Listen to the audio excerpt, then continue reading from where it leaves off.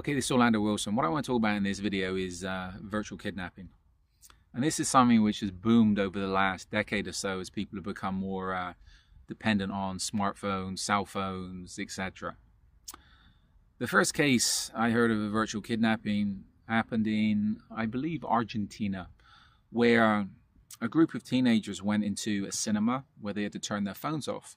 And some of their friends, if you want to call them that, wanted to try to extort money from their parents, play a prank on them, and also extort money from these kids' parents.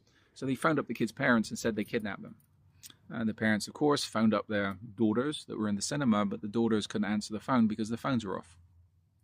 In the meantime, these wannabe virtual kidnappers had already told the parents they wanted how much they wanted, and they wanted the money transferred onto phone credits or something small. It was kids playing games. But that was the first case I'd heard of what's now called virtual kidnapping. Since then, the business has got pretty intricate, where you have gangs that specialize in nothing but virtual kidnapping. Within Latin America, a lot of the virtual kidnapping gangs are based out in the prisons. They've traced back how many of these virtual kidnappers to prisons within Latin America, where prisoners do nothing else but go through their phones. They get the phone numbers from virtual phone books, and just sporadically go through the numbers, phone people up and say to them, we kidnap your wife, we kidnap your daughter, we kidnap your son, just to try and get somebody to bite. And they're playing on people's fears. I had one client come through that said he was at home one day and his mother got the call that he'd been kidnapped. And he was sat on the sofa watching TV, and she's like, well, he sat in front of me, so how could you kidnap my son?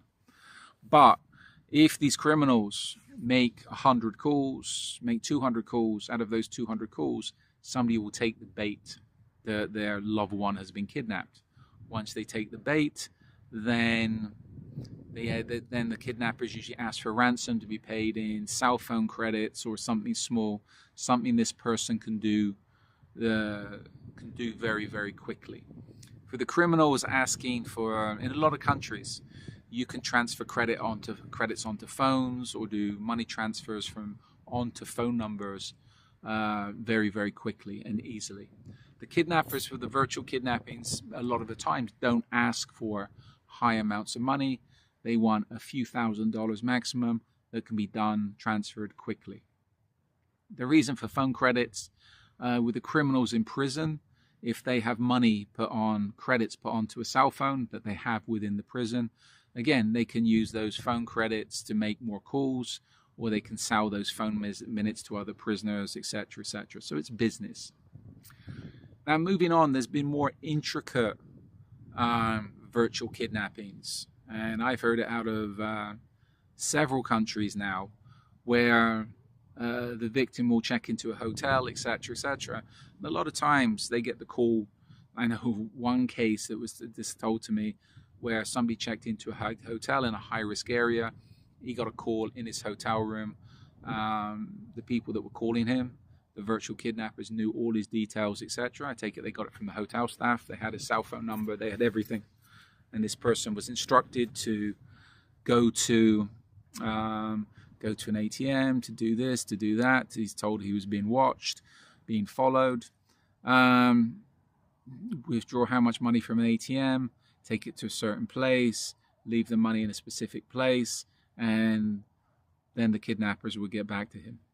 And this gentleman done it, etc. And he was told if he attempted to leave the city, he'd be killed, etc., etc. And the next day, he had to do it again and do it again and do it again.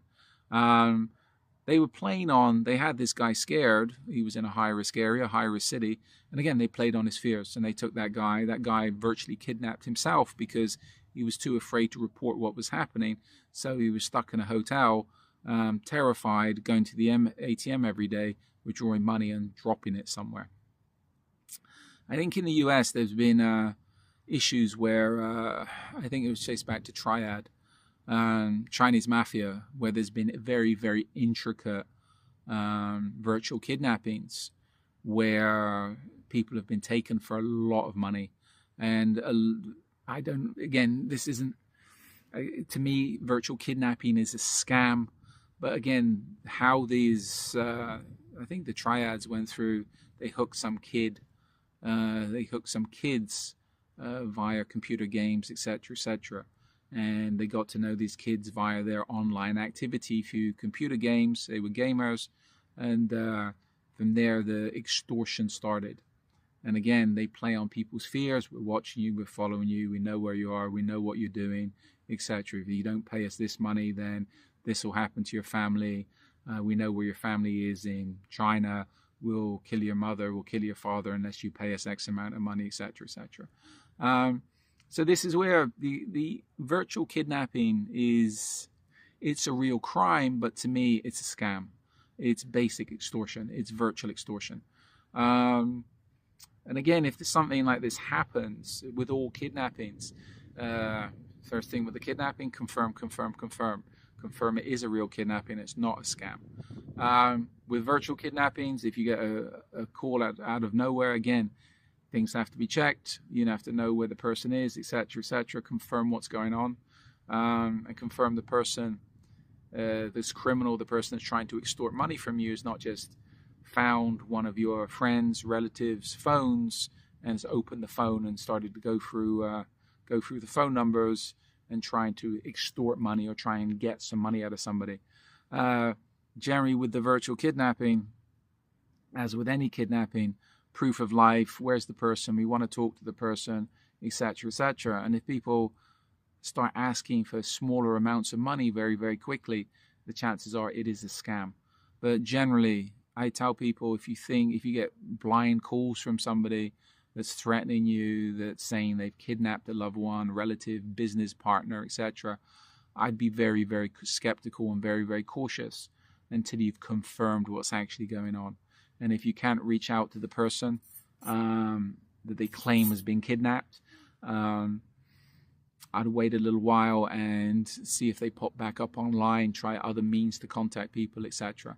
And this is where, if somebody is going to a high-risk area where virtual kidnappings do happen, ensure you've got multiple ways to contact that person. Because again, as I said, with the issue with the guy in the hotel, and I've got other videos up about hotels giving out people's personal information. If they're going to a high-risk area, make sure there's multiple ways to contact them, because again, the hotel staff or the people they're going to do business with, even potential business partners, could be selling their information to virtual kidnappers or criminals to extort them. So, in the meantime, I have a book up on Amazon that talks specifically about kidnap and ransom. We run kidnap and ransom courses, prevention courses. So check out, I have an array of articles up as well on my blog about various aspects to do with kidnap and ransom. So if this is something which could affect you, check out the content we got and feel free to reach out to us and talk to us about training, consultancy, etc. In the meantime, follow me along on social media. I've got a lot more of these videos up, a lot more stories of various things, various people having various issues from various places. So we have an array of videos up on our social media, and we're up on the main platforms. I prefer LinkedIn these days, but we're up on the main platforms. If you have any questions, feel free to reach out to us. In the meantime, follow us along, be good, stay safe, and try to stay out of trouble. Remember, the first thing to do with any kidnapping is confirm the situation. Don't believe anything until it's confirmed beyond any reasonable doubt that there is an issue.